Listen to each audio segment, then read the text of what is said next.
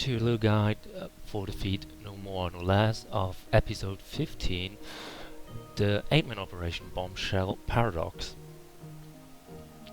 The video will show you the point of view of the tanks. It simply starts by having tank Lady Agul in the middle where she usually should be at that point. The feed itself says to kill 9 assassins, and it counts every single assassin, so there will spawn 3 assassins. They will spawn on the right side of the video screen. You will see that soon. They're usually there they are. Well, yeah. And what you will see is QQ is the second tank. He will move the ads to the middle, and Lady Agul will go to the position where the ads spawned. We pretty much switching the position with each other. That might be not that obvious at that point, but you will see later what's the reason for.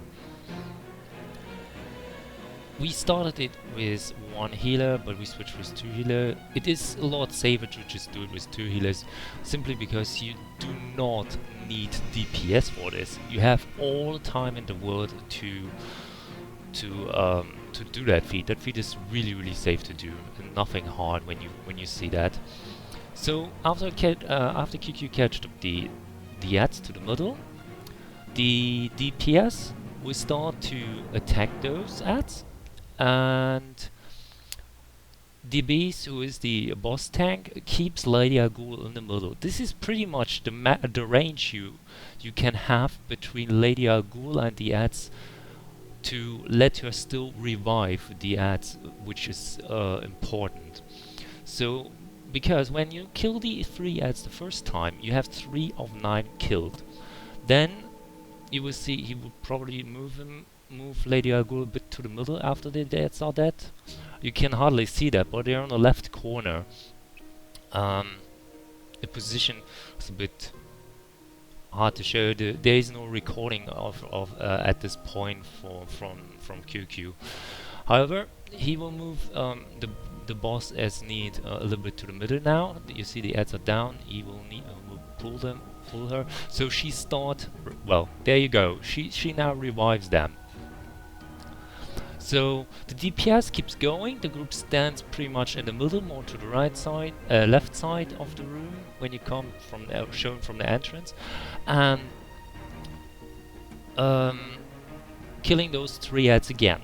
This is 6. Then you need to revive once more.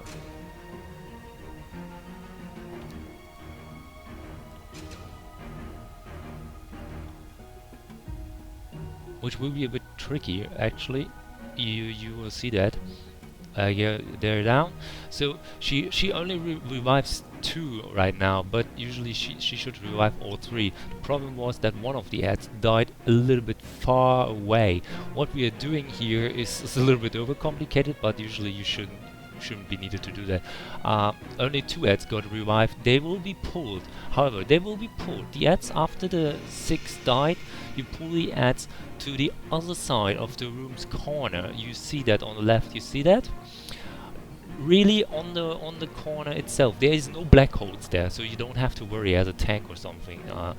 And when you not DPS Agul at this stage, she is also not debuffing anyone, so you don't have to worry about cleansing, debuffs, and anything else. You only have to worry right now as a group about the ads. So there is nothing hard to do, and the group can move around. The black holes at this point are staged, so yeah, this is that. So we'll now start to move Lady Agul a bit further to the middle, since she failed to rest the 9th ad.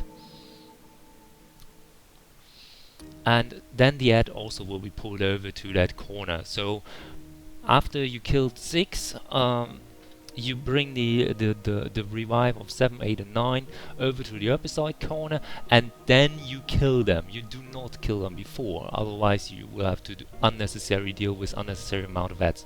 Why we actually do the specific corner is simply the first wave of ads is random. It can either spawn on a position where Lady Agu is right now, or on the position where QQ is on the upper side of the room. And wherever they spawn, there will be a second set of ads later, around 50% of Lady Agu's health. When that happens, the second set of ads will spawn on the upper side of the room. Right now it will be where those 3 ads got downed. This is why we're doing it that way.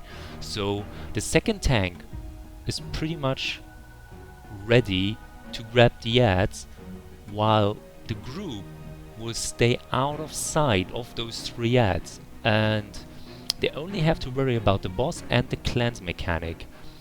So the last ad got revived. Meanwhile, that is why the whole thing here takes longer than it should usually. She will come back. You need to look. She's really resistant to go melee. She's always kind of like a fan of being ranged. Now she's going back. She's block breaking a lot, but it's not hard.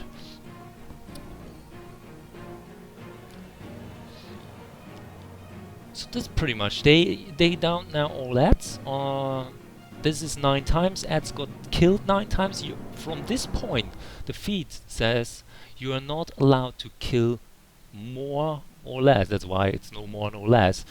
So the next set of ads that will spawn is not allowed to be killed. This is why we keep them completely away from the boss. This has 2 advantages. The first is you're not going to kill them, and the second is there is no splitting happening on the boss itself, so you can just go full all in with your DPS on the boss and you have no splits going on with damage. So now the cleansing will start around 75%, so the people will start cleansing. It's some kind of hand clap thing. And yeah, and you can start cleansing.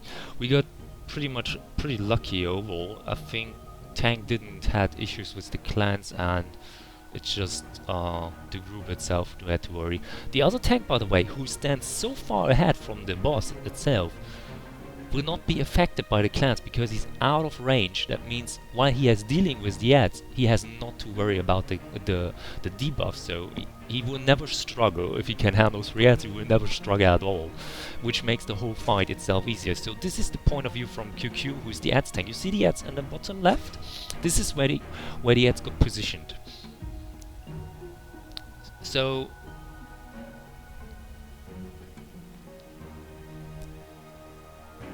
now this second set of ads is spawned, and you just, as the second tank, who is pretty much standing now on the upper side, just keeps the ads there. There's different type of ads. For example, this skirmisher is teleporting. The best thing is to advise the group, because the skirmisher will teleport to the group, is to advise to not stun an ad. The ad will return. They see, there he returned. Do not stun it, and then there's no struggle. It's actually easier for the tank, because if you keep stunning it, the taunt might expire, and then the ad is in the group, and you have to run over with the ads to grab the skirmisher. The alchemist is also pretty easy that way, simply because he's throwing those fire stuff, those fire borders things, and the neophyte is, I think, the one that is the one. No, okay, yeah, alchemist is this one, and alchemist also does the attacks from. It's pretty much like a Lashina. It's a weaker Lashina copy without the reflect stuff. So, and yeah, that's pretty much the whole feat. Nothing special. It's super easy, and yeah, thanks for watching, guys, and good luck with that feat. See you around. Bye bye.